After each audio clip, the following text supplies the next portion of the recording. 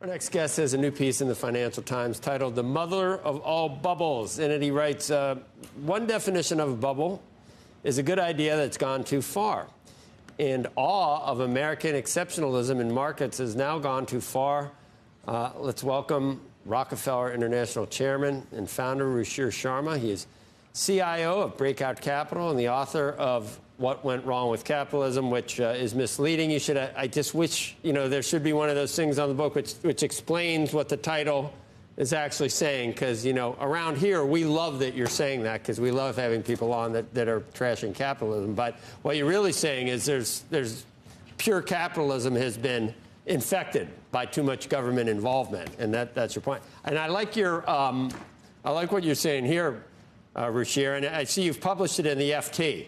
Financial. They were only too glad to have someone writing that American exceptionalism is overdone. They wish that they had this type of exception. Let me paraphrase what you're saying, and then you can explain. It is almost a fact that the U.S. economy outperforms everything else. Our stock market outperforms. What you're basically saying is with the election of Trump, it's even gotten more overdone in terms of what people are expecting for the future, and we're already richly valued. Exactly. So that's the point, Joe. I've been a big fan of America. In fact, the first book I wrote back in 2012, Breakout Nations, in that book, I had said that all these BRIC nations at that point in time were really overhyped, and the true breakout nation in the world was America. I wish I had invested my career accordingly, but it's been a great decade for American outperformance. But now, to my point exactly, that even when publications like the FT, like you mentioned, but there are so many journalists and other people writing for the FT or the cover story of The Economist, if you saw a month ago, they're all calling America the envy of the world. And my point is that when magazine cover stories have got the point, and that's all that they are talking about, the trend is quite extended. And the trend of American outperformance has been the longest that we have seen in recorded history. And remember that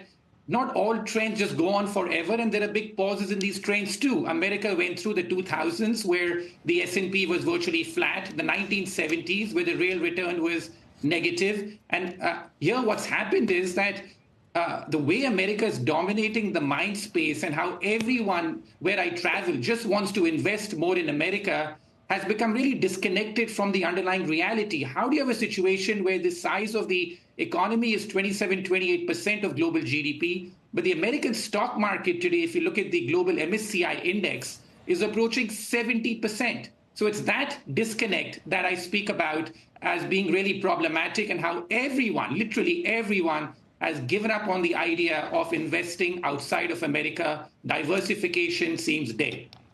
Let me ask you this, Ruchir, and we have talked about it quite a bit, that even coming into the presidency at 23 times earnings is a kind of a scare. Much better to come in at, after a financial crisis or a pandemic or something like that, because 23 times earnings, you're going to need earnings growth, not multiple expansion to continue the market going higher.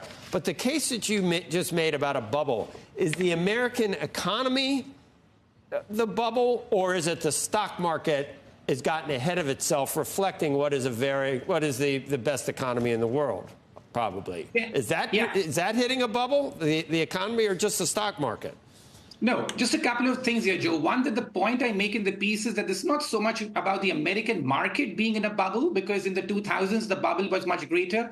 It's the gap between America and the rest of the world in stock market terms, which is a bubble. That for example, if you look at the valuation gap between America and the rest of the world, it's the widest it's been in recorded history. Against things like emerging markets, the gap is back to where it was at the depth of the East Asian and Russian financial crisis in October 1998. Wow. So it's a very important point here. It's the gap which is at a record level. Regarding the economy, something that you and I have spoken about, that, the economy also seems a bit inflated when you have full employment and you're running a budget deficit of 6% of GDP, likely going to 7% of GDP. That's telling you that so much government is artificially pumping the economy well above its underlying trend, and that's also helping corporate profits get inflated. So I think that there is two elements to it, but the big thrust of the piece is that the gap between America and the rest of the world today is at levels that we have never seen before, and that this gap is unsustainable, particularly when the thesis